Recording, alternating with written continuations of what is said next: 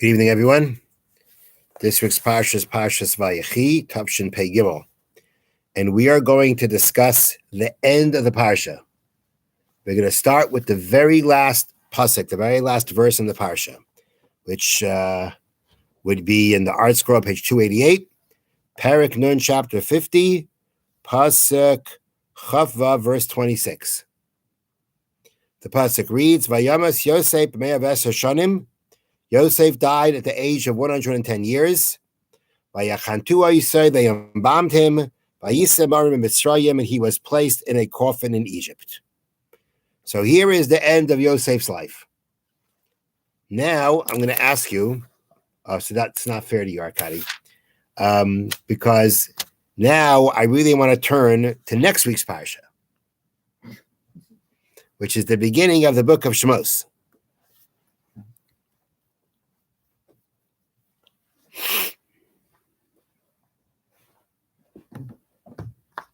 So the book of Shemos, the book of Exodus, Parsha Shemos, Perek Aleph, chapter 1, and we'll start reading from Pasuk Aleph, verse 1.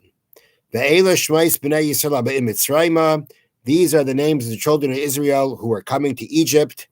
Eis Yaakov, together with Yaakov, Ishu Beisai, a man in his household, Bo, they came. And now we go through the names of Yaakov's children. Ruvain, Shimon, Levi, Yehuda, Yisachar, Zevulun, and Binyamin, Dan v'Naftali, Gad v'Asher. Vahi kol nefesh yetzeirach Yaakov shibim nefesh. All the souls of the Yaakov's children were 70. Yosef haya b'Mitzrayim, and Yosef was in Egypt. Now, Vayamas Yosef v'chol echav v'chol adarahu. Yosef and his brothers and all that generation passed away. Uvnei Yisrael, and the children of Israel, Paru, they became fruitful, Vayishritzu, and they swarmed, Vayirbu, they increased, Vayatvam Ma'id, but Ma'id became very, very strong, until Milai Haretz Aisam, the land was filled with them. So I want to focus on the fact that the end of this week's Parsha mentions Yosef's death. Now, again, Yosef's death is mentioned in the beginning of next week's Parsha. We have Yosef's death mentioned alone in Egypt, which can be explained chronologically. Yosef died first. But at the same time, we have again Yosef's death being mentioned together with everybody else's. So there are commentaries that point out that the fact that Yosef's death is recorded twice really implies that Yosef has, let's call it, a dual status. We know that the book of Bereshis, the book of Genesis, is the book that discusses let's call it the beginnings of the Jewish people. You have the creation of the world, then you have the Aves, Avram, Yitzchak, and Yaakov, and then a big portion of the end of the book of Bereshis focuses on Yosef. The book of Shemos begins with the names of the children of Yaakov. The book of Shemos is what's now dedicated not to the Aves, not to the fathers, but to the children or to the Shvatim or to the tribes, to the development of the Jewish people. So the fact that Yosef is mentioned both in Bereshis and both in Shemos, that his death is mentioned both in Bereshis, both in Shemos, implies that Yosef was one of the Shvatim, he was one of the tribes. As a matter of fact, his tribe was divided into two. His tribe was doubled. You had his children, and each became a tribe, Menashe and Ephraim. But Yosef is one of the tribes. He's one of the sons of Yaakov. But the fact that his death is mentioned also in Bereshis, and I would say also the fact that so much of his life is focused on in Bereshis, that means that in some way Yosef also has a status of being one of the fathers. We always call the fathers Avraham, Yitzchak, and Yaakov. They were our fathers. They are the ones who created, through their lives, they created the essence, we'll call it the DNA of the Jewish people. And then after that, you have Yaakov's sons, which are the beginnings of the Jewish people as a nation. Yosef, to a degree, has both. Yosef is clearly one of the tribes, but at some level, Yosef is also considered, at some level, also like one of the fathers. There's another place that Yosef appears together with Avraham, Yitzchak, and Yaakov, and none of his brothers appear there. And that is on Sukkot. We have a custom called Ushpizin, that each night of Sukkot we invite a different one of the great personalities of the Jewish people. There are 7 Ushpizin for 7 nights. Avraham, Yitzchak, Yaakov. Depends how different customs, how the order goes. But we invite, the first night is Avraham, the second night is Yitzchak, the third night is Yaakov. And then let's follow this order. The 4th night is Moshe. The 5th night is Aaron. The 6th night is Yosef. And then the 7th night is David. So without getting involved in the whole concept of a Shebizin, but it's still very interesting that Yosef is the only one of his brothers that's invited to the Shebizin together with the Avis and together with Moshe, Aaron, and David. There's clearly something unique about Yosef's status. Yosef also, at some level, is like one of our fathers. Now, the way to understand this, or one way to explain it, is explained. He doesn't address this question per se, but I mean he's addressing the idea. And this is in the Sefer Shirei Bina, Outlooks and Insights from Rabbi Zev Leff of Israel. And in Pashas Vayechi, when he discusses Yosef and his brothers, so he gives a very interesting explanation, a deeper explanation of Yosef compared to his brothers, which is really the basis of why we find of the basis of Yosef's interaction with his brothers. So Rabbi Leff lays it out like this. Each one of the sons of Yaakov was eventually going to be a tribe of Israel. Each one of them had unique qualities, unique talents, unique capabilities, and each one of them was going to develop in a tribe. And each tribe would have its unique character in its contribution to the Jewish people. Yaakov was the father. As the father, Yaakov embodied all the traits of his sons. And he then gave them, and from him they went, a different trait went to each son. Yosef is different. Yosef also embodies all the qualities of Yaakov. Maybe not the same level, but he also embodies all the qualities of Yaakov. And that Rabbi Lev bases on the fact that we find in Parshas Vayechi, when Yosef is introduced to us. So the Torah says, "The Yisrael ahavas Yosef mikol banav kiven zikunim hulai." Yisrael loved Yosef because he was a ben zikunim. So there's a number of interpretations to what it means ben zikunim. The simple interpretation of ben zikunim is he was a son of his old age. A second explanation of ben zikunim comes from the Unkelis explanation. Ki bar chakim hulei. He was a wise son to him, which Rashi explains whatever Yaakov learned while he was in the yeshiva in the academy of Shem Ve'aver, he taught to Yosef.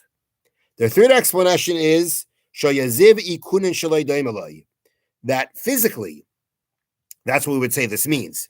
Physically, Yosef looked like Yaakov. The facial appearance of Yosef, was similar to Yaakov. Yosef looked like Yaakov, which means Yisrael loved Yosef more than his children because he looked like him. That's why? The answer is that looking like him isn't just about physical appearance. The physical appearance of Yosef physically looks like Yaakov, which means he looked the most like Yaakov of all the other sons. And that's not just about appearance. That's about Yaakov, who Yaakov is. If Yosef looks like Yaakov, that means that whatever Yaakov is, that whatever traits, whatever qualities Yaakov has, Yosef has them. Yosef is the embodiment of his father. Yosef is a copy to a certain degree of his father.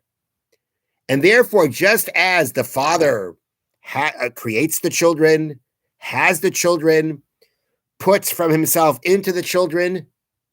Yosef, who embodies all the qualities of Yaakov that are supposed to now be divided up amongst the other sons, it means that Yosef also has a role to a certain degree as a father.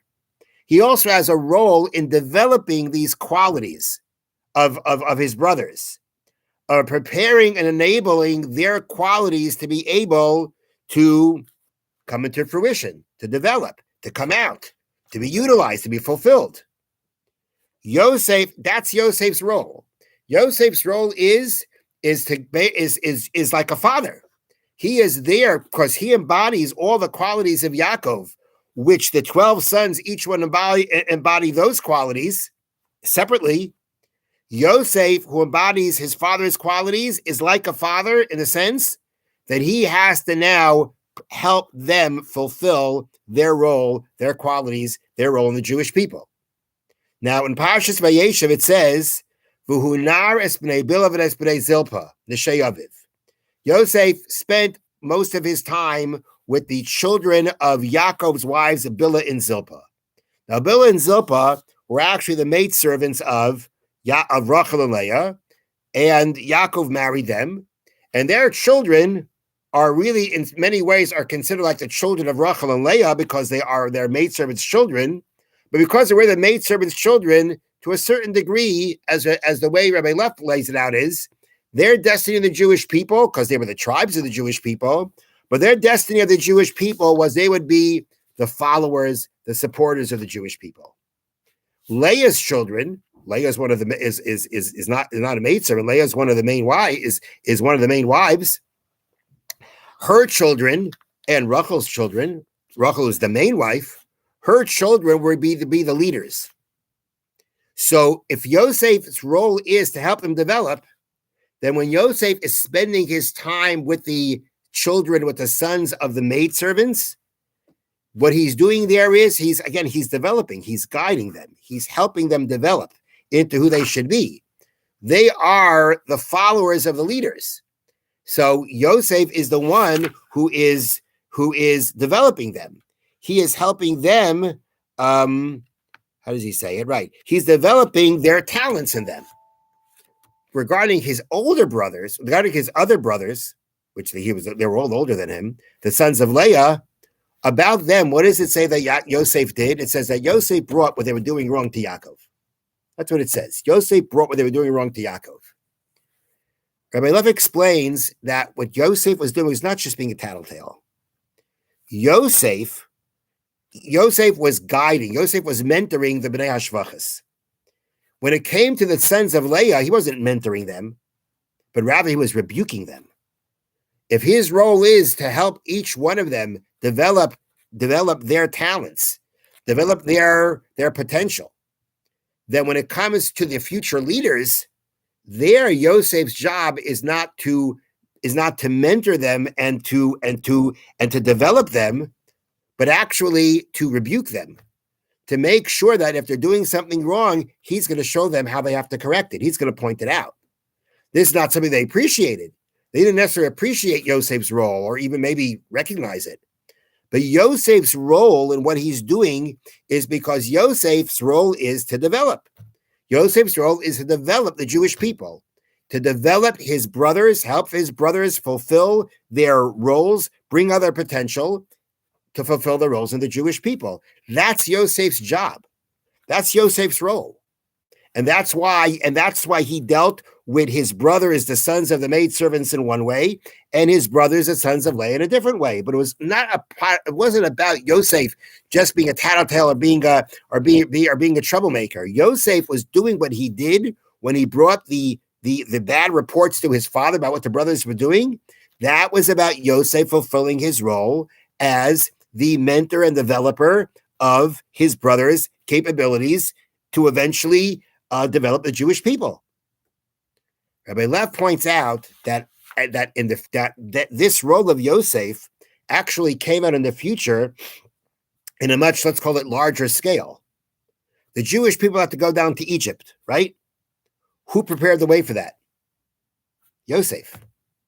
Yosef was the one who prepared the way for for Yaakov and his children to come into Egypt.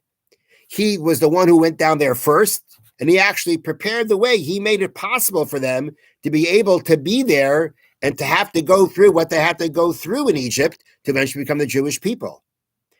In the future after that, the leader of the Jewish people after Moshe died, who conquered the land of Israel, was a man named Yehoshua, Joshua. Which tribe was Joshua from?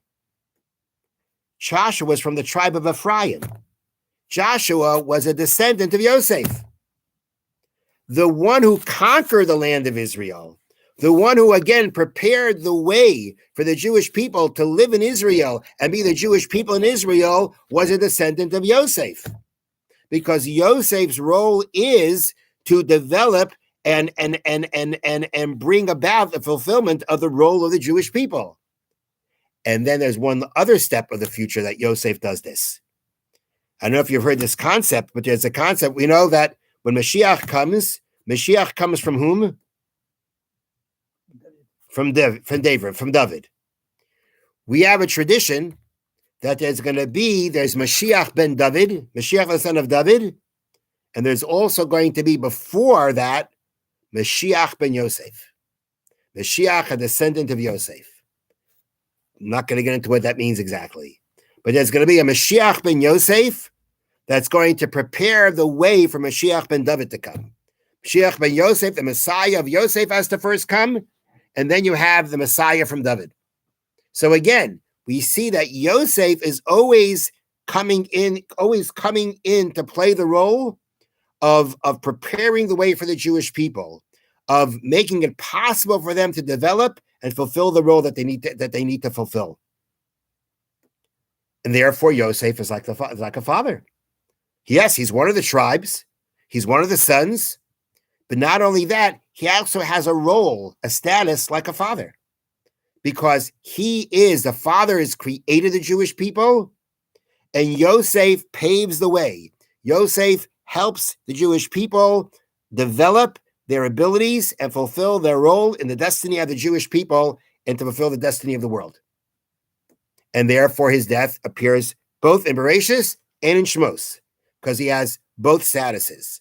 Yosef is one of the Ushpizin, because he's like one of the fathers, because his job is to develop the Jewish people into who they need to be.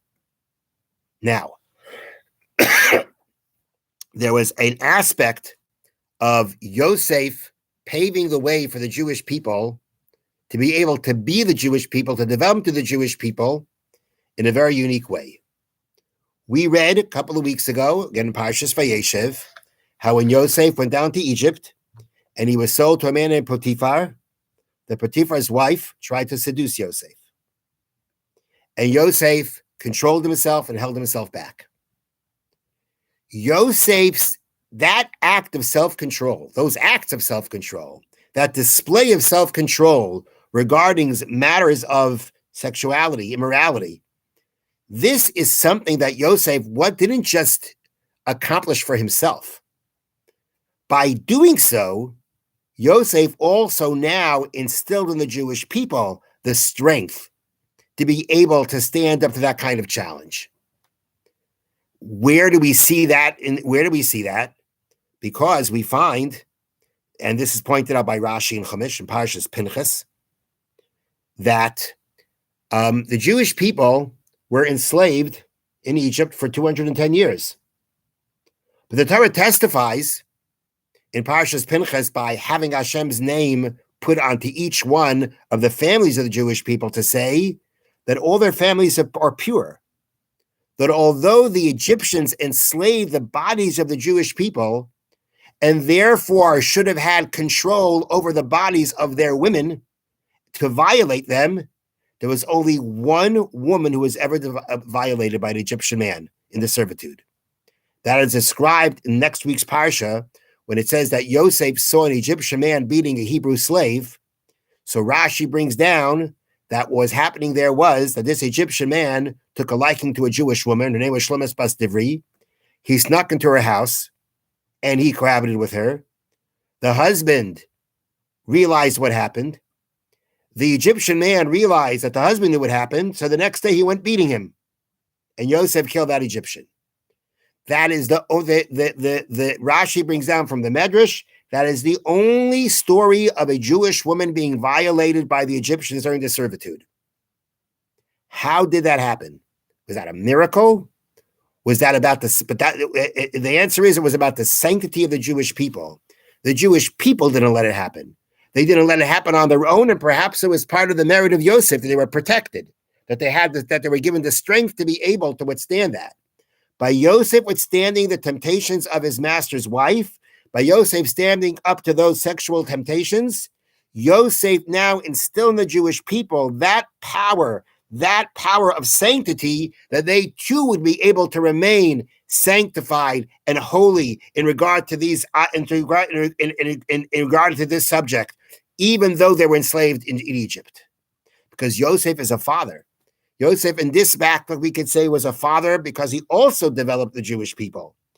Or say it, he developed it in the Jewish people. He paved the way to make sure their potential be developed by creating that power of sanctity, that power of self-control against the temptations of immorality. Yosef paved that way for the Jewish people. He put it into the Jewish people to be able to withstand these temptations, and that's why they stayed pure and left pure. So all this is part of Yosef being in a status of a father, developing the Jewish people, preparing the way for the Jewish people to be able to be who they need to be. And when we when we discuss, or when we kind of bring to mind this kind of temptation, this kind of sexual temptations, immoral temptations that Yosef gave the Jewish people the strength to withstand in Egypt, that's something we have to think about for ourselves also. Because we live in a very immoral society. We live in a society that I say very often that there are certain things that can be done. There are certain images that one can gaze at. There are certain things you can do that in society are considered innocent. It's considered, that's the way it is. This kind of sexual behavior or this kind of entertainment, that's just the way it is. We're not talking about anything bad. We're not talking about violating anyone. We're not talking about necessarily adultery, even though that tends to go also at some level.